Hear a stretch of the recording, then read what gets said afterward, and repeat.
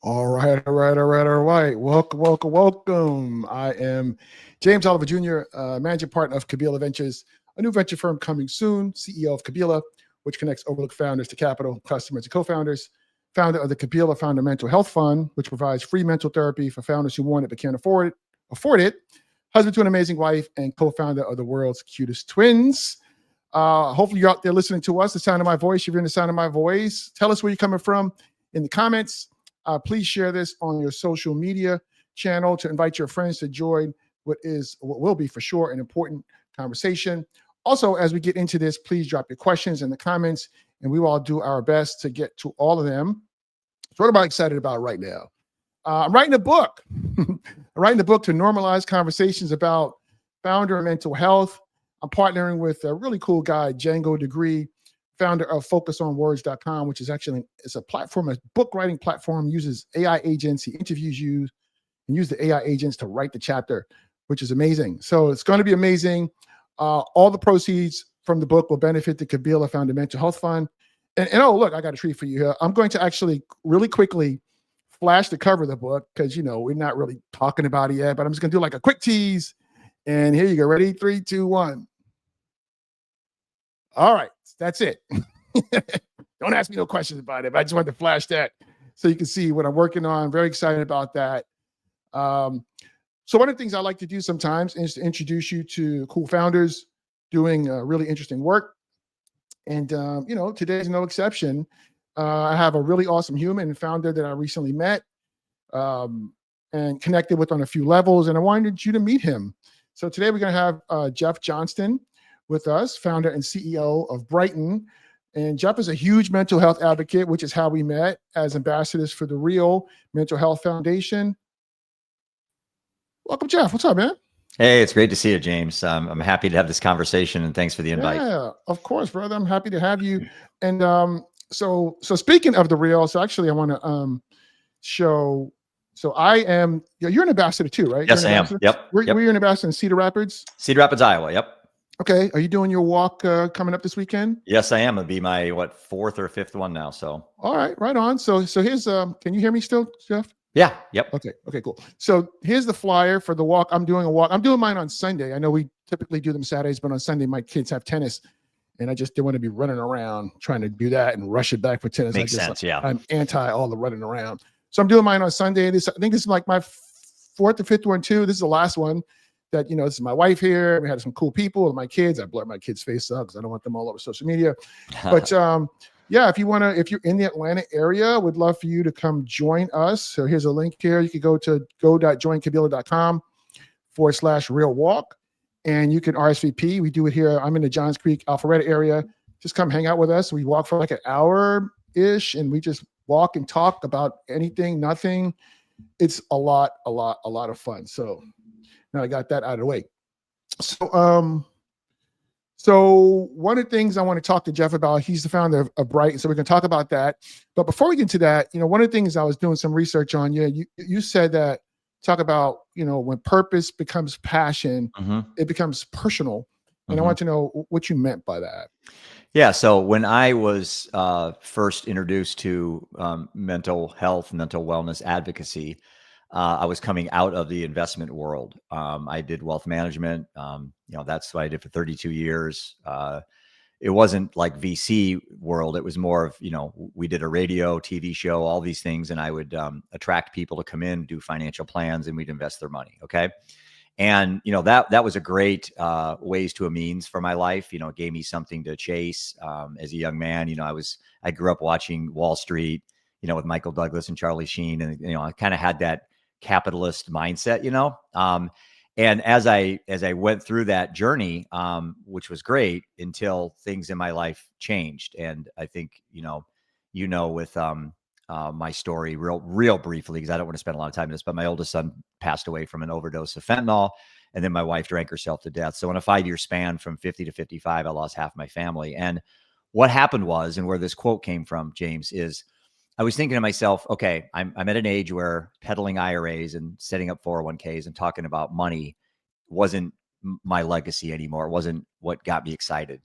But what was going to get me excited? Well, I decided to take something personal in my life, and it's the loss of a son and a wife, almost myself, and immerse myself in knowledge of the topic. So I went to podcasts, I read books. Can you hear me? Yeah. So I want to pause for a second because you mentioned a minute ago that your son passed away, but then you just tossed in that your wife passed away Yeah. too. So, your son passed, and then your wife passed Yeah. away within 5 years. within 5 years of your They're son married passing. 21 years with 3 kids. Yeah. She drank herself to death. Yeah. After your son, Yep. he passed away. Yeah. Right. Yep. Okay. Okay. For 50 to 55, when most friends of mine were posting their home runs and their kids graduating all these colleges and getting their second homes, I'm burying my family. And that Christmas, I sat in my closet with a gun to my head because my mom died 3 months later. And in my mind, death was a much better place than living. And that's what I told myself. But anyway, going back to your quote, this is where the idea of the quote came. Is I thought, well, I'm going to find something personal to me, which was mental wellness, addiction, substance abuse, all that. I'm going to immerse myself in the topic. So I wrote a book. I did a podcast myself. I bought an RV, drove around the United States for 20,000 miles, 95 days, wanted to raise money and give it away to charity for mental health. And I thought to myself, well, this is kind of cool. So I found something personal. I became passionate about it, and my purpose was revealed. So I thought to myself, what a great life statement for me to reverse that. So purpose becomes passion when it gets personal. So when I talk to people and I keynote around the country, I say, if you're struggling with your purpose in life, think of something close to you. So it could be your dad died of Alzheimer's, your mom got breast cancer. Everybody has something personal. Immerse yourself with passion. Write a book, do a podcast, join clubs, advocate, whatever. And I will bet in doing it in that order that whatever you decide to do will become ultimately your purpose. And then your purpose leads to things like an app or a documentary or a youth center that you want to build. And that's where that quote came from, James. Okay. No, that's really interesting. And, I know a little bit about your story because I was just on your podcast. Yeah. Recently. It's, and what I didn't know, your wife's name was Prudence. My wife's name is Prudence. I don't think I shared that with you. No way. On the podcast. Yeah. It's That just gave me chills, man. Yeah. My wife's name is Prudence, and she's incredible. Like I talk about all the time. She is the most self-aware person I know. And she has the best mental health hygiene out of anybody I know in the world. And, because of that, like, I just feel like personally and mentally, like, I've been doing so much better because of, married to her, which has been amazing. She's been awesome, man. So let's get into Brightn a little bit. We could talk about that stuff forever. Yeah. So let's talk about, what is Brightn and what inspired you to start it? Well, let me go back to the previous life I had. So as a financial planner, what I would do is if I met you and Prudence, let's say, I would do what's called a fact finder. I would ask a risk assessment. I would figure out your needs, your concerns, whether you're risk averse, whatever. You would then decide to hand over your 401k or whatever. And then I would diversify it into a portfolio of stocks, bonds, real estate, crypto, whatever. That's kind of the process. I got thrust into mental health, and I looked at the system and I thought, you know what? I was doing financial planning before financial planning was a thing. I mean, back in '89, when I came into business, James, we just sold high commission mutual funds and life insurance. And it was very a la carte. It was very episodic. It's like, oh, you have 100,000, here's MFSA share. That's what we did.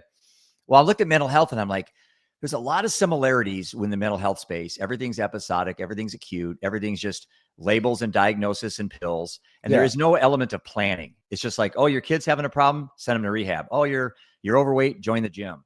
And to me, it looked like a big game of whack-a-mole. And I thought, okay, what can I do to take my previous life and find an opportunity in a space where the demand is so high? And you know this as what you do with Founder Mental Health. And I thought, I want to introduce the world, in this case, the nation first, the idea of mental wellness planning.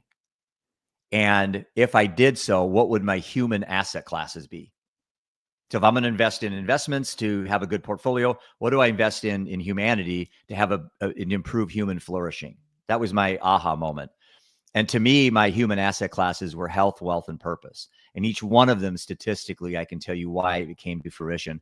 And the wealth part is our secret sauce. There's not an app on the planet that I found in this space that offers the ability to optimize human flourishing in those three areas: health, wealth, and purpose.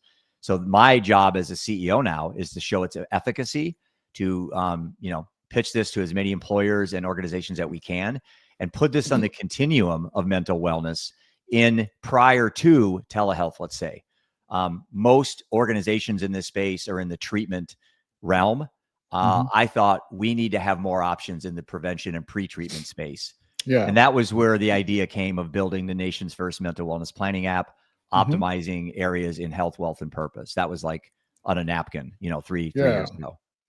No, I love that. So the dent in the universe is you want healthier people who optimize around health, mental health, their purpose, and become wealthy because of all that. Well, a healthy relationship with money. It's not about becoming wealthy. It's about a healthy, like, for example, the number one stressor for older Gen Z, 18 to 26, which I never saw in any mental health workshop. I never saw any conversations in any podcast I went to. The number one stressor is financial insecurity, not becoming wealthy. Huge difference in intentions. So our app, a third of our app is predicated on increasing the confidence level, heightening the level of security that people have on these topics.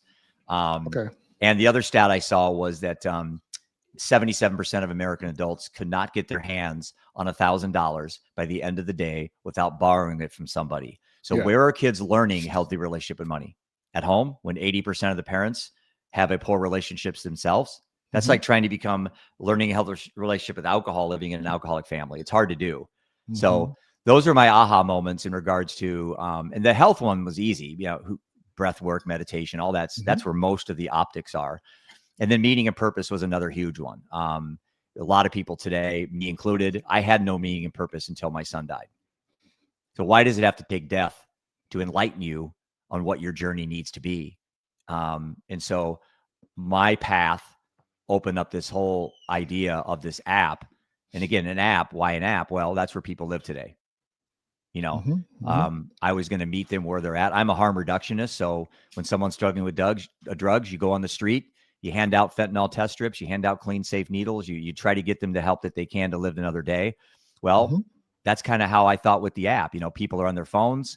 I don't want to write a book about this topic. My podcast is great, but I think I can scale quicker in the space that we're in using already a tool that 95% of humans have access to, and that's their smartphones. That's what we did. Yeah. So your customers, any specific demographic who your customer is? Yeah.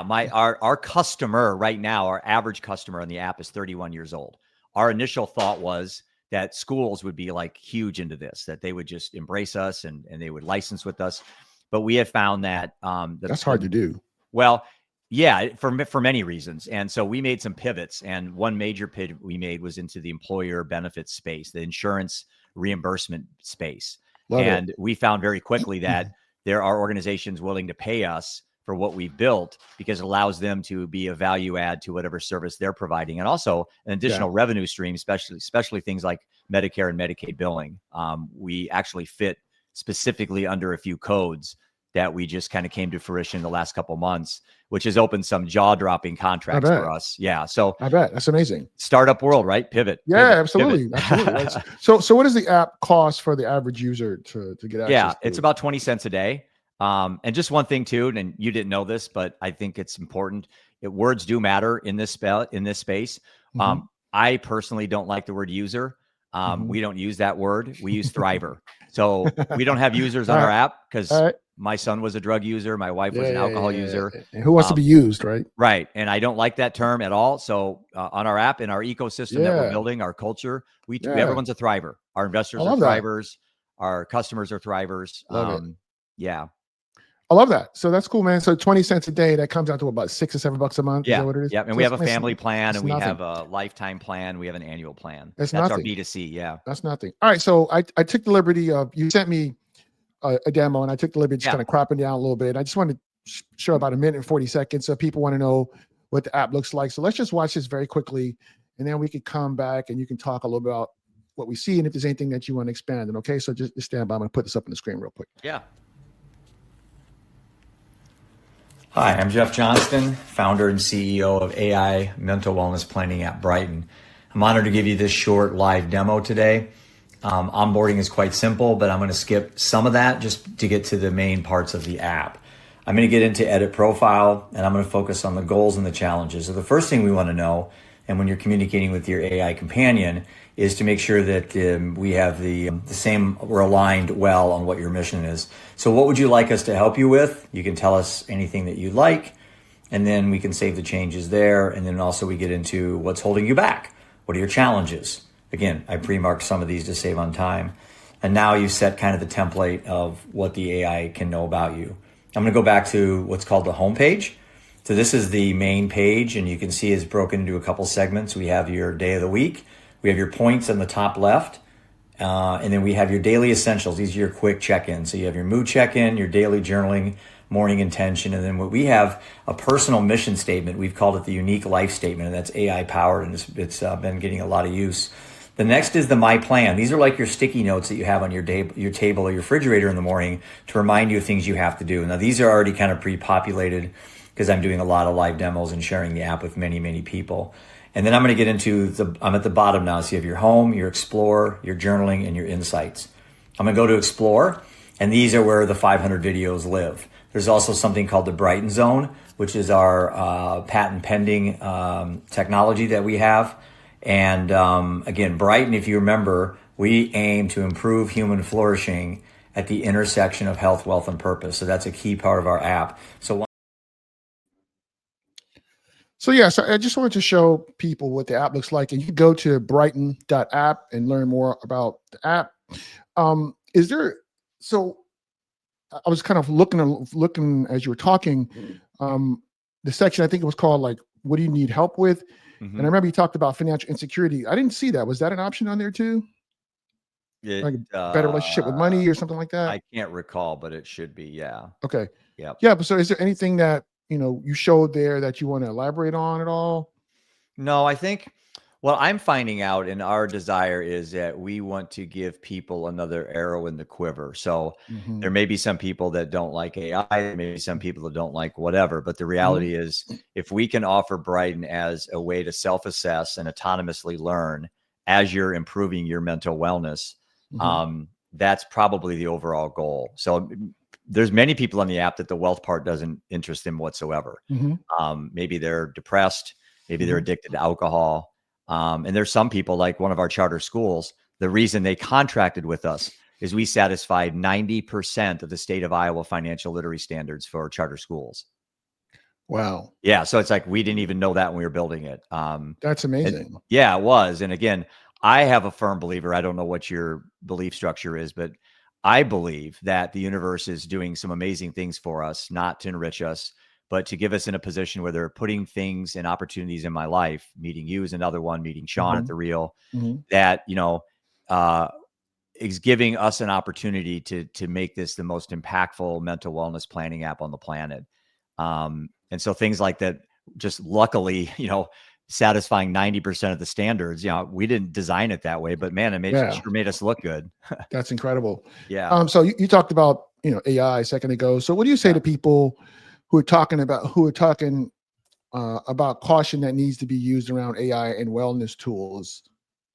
Any thoughts I have a about great that? answer for you here, and I'm going to give you a quick example here. Yeah. Okay, so you have a Doberman, I have a Doberman, okay? Or in this case, let's say pit bull. And my pit bull, let's do yours first. So yours is on a chain in the front of your house, and it runs up and down and barks at people all day long, and you throw it scraps of food. You're not very nice to it, and that's your pit bull, okay? My pit bull, loving family. I cared for it. We trained it. We let it stay inside when it's cold. We're nice to it. People come by and it wags its tail. Okay, they're both pit bulls, right? One was the wild, wild west, and the other was trained correctly. That's how Brightn AI is with chat on the outside. Our AI has been trained with guardrails. It's mainly allowed to go off into areas of health, wealth, and purpose. So any areas in those areas are easily accessible. And then we put guardrails on to prevent it from going rogue. Like you can't ask our AI to make you a suicide letter like you can on chat. And so what I tell people right now is just because they hear AI and they hear hallucination and they hear all these other things and they overreact because they don't know enough about it. We were very intentional 2 years ago when we started this whole project by adding AI, and we fed it tremendous amount of content in regards to CBT, DBT. Oh, I'm so glad you said emotional, that. Was my next question yeah, about social emotional learning, psychoeducational, empathetic listening. So our AI is as intelligent in these areas as multiple neuroscientists and authors, yeah, but it doesn't allow you to go rogue. And if it does start to, if somebody lies to it or tricks it, we have 3-step protocol basically in any area, whether it's self-harm, depression, suicidal ideation, alcoholism, or that we can do certain ways we can off ramp people to get the help that they need. So even though we're not yeah, telehealth, we're not arrogant to that we don't want to help yeah, people. So we want to be able to give people the yeah. service of getting help. And so we're licensing and partnering with telehealth organizations to provide that service. So this is great, and I'm so glad you mentioned this because I know there's a lot of articles about this now, and Yeah. yeah, those platforms, they don't have the guardrails. I'm glad you spoke to what the guardrails are, and you mentioned CBTs. For most people, that's cognitive behavioral theory, which is a form of psychotherapy that aims to help individuals identify and change negative thought patterns, emotions, and behaviors that contribute to mental health problems. And the problem with some of these other platforms, like you talked about OpenAI, for example, you didn't say it, I did, I am, Yeah. because that's what we're talking about. They don't have these guardrails in place, and there's articles of somebody suing them now because, Yeah. I don't want to get into all the details, but I think you just go Google it and you could figure out. So that's incredible that you're doing that. I'm so glad you're doing this. People can go to, let me see, you can go to visit Brightn.app. It's the website's www.brightenapp.com. Oh, so what's Brightn? You can go to Brightn.app too and get there too. That's how I got there. Oh, well then, yeah, that works too then. So if I change that, you said just visit Brightn.com. Brightenapp.com. I'll change that. All one word. Yeah. www.brightenapp.com. Yeah. Okay, cool. So if you just visit brightenapp.com. Yep, that's it. Which is probably easier for people to remember than Brightn.app. Just Yeah. go there and you can learn more about what Jeff's building with Brightn. Super excited to learn more about this. So one other thing I discovered before we hop in the next few minutes is you were talking about some Living Undeterred project. Like, what is that? What's that about? What inspired you to do that? Yeah, so that's my nonprofit that I started like the first thing I did after Seth died is I formed a nonprofit, and I named it Living Undeterred because I wanted to have a nonprofit that focused heavily on resiliency, advocacy, altruism, being in service of others. And so when I did the tour around the United States in the summer right after my wife died, it was called the Living Undeterred US Tour. And even my podcast to this day is called Living Undeterred. And it's just using our story as a way to let people know, you know what, not sometimes, but if you live long enough, there's 100% probability you're going to have really bad things happen in your life. Yeah. I mean, it's just guaranteed. Sometimes in my case, it was, death in the wrong order, son, wife, mom, and my dad's 93 and still alive. Statistically, he should have been the first to go and my son the last. So, and that's, it is what it is when you're born. You just never know when these days are coming. So building the coping mechanisms, having the resources available prior to these events inevitably happening is really where I think we hang our hat with Brightn. Arming people with arrows in the quiver, tools in the toolbox that when they do have a death, they do have a disability, they do lose their job, they get divorced, they file bankruptcy. Things that happen to millions of people every day around the world, that you look at these things as, bricks in the path of your life. And I've used that analogy before, is that I don't feel like I'm on a path. I think I am the path. That's interesting. So I don't think this is predestined for me. I think I make my own destiny. So in reality, each day is a block on that road that I'm on, and I don't know where it's going. I didn't know you a couple months ago. I didn't know Sean a couple years ago. And Sean Lesser from the Real Mental Health Foundation. I just keep putting, stones on my path, and I don't know where the fork's going to be. I don't know what's going to happen next, but man, I'm 59. I show up. I'm still here. I'm contributing. And I'm very thankful I didn't pull that trigger, 3 years ago when I was in my closet. I'm thankful you didn't too, man. So what you just said is interesting. I'm not on a path. I am the path. And as you were talking about before about, what was that we were talking about here in my notes about passion, purpose becoming passion. Yeah. I thought it was interesting that you said that when you do this work, you find your purpose. Because as you were saying, I was thinking, well, I'm thinking that I already have a predestined purpose. Yeah. but you have a different take on that. You know, you find your purpose, and it's not that there's a path laid out for you, which is predestined. You know, you are the path. So I think that's a really interesting way to think about that. I think for me, it's even if it is predestined, I don't know what that destiny is. And so I could sit around and wait for it to show up, or I could just start doing something about it. So I don't have the patience to sit around and wait for the clouds to part and chariot come down and somebody tell me what my path is. Yeah. I just don't. I've been waiting 59 years and it hasn't happened yet. That's not how it works. Because there's this whole decision tree, right? Because we have free will. We have free will. You make a decision, there's consequences. So this is like myriad potential paths, I suppose, depending on what you do. And you're just like, you know, do something, right? And I'm like you. I don't wait well. I had a VC the other day I was pitching to, and he's like, man, it's like, what's your sense of urgency? And he's like, you know, I think he thought it was, I need to raise money. I need to close these deals. Like, no, my sense of urgency is 909 people die every freaking day in the United States from the deaths of despair. I don't have time to dance and beg. Every day that I don't secure deals, I don't close a VC raise, I don't make the app better, 909 people are dying. Now that's not my obligation, but it's certainly my legacy. And if I can get that to 908, 907, 906, that is what keeps me going every day, James. That's your purpose, right? Yeah. I mean, like, you know, when I'm pitching to somebody, I think they think I'm there primarily to get their money. No, I want to find people that want to change the world. The money will come. I'm not worried about that. Yeah. I put enough of my own in. I'll keep putting my own in. And we're finding really great individuals and companies that see a belief in what we're doing. And that's why, like the Rio with Sean Lesser, man, when I first heard about this, I'm like, this is the culture I want to be in. I want to meet the people that want to make a difference. And sure, we get turned down, you know, we get turned down 95% of the people I talk to. Bro, and that's okay. I love them. Wait, you got a 5% success rate? That's phenomenal. No, I'm lying. It's like 1%. But you know what though? Hey, wait a minute. Hold on a second. You said something.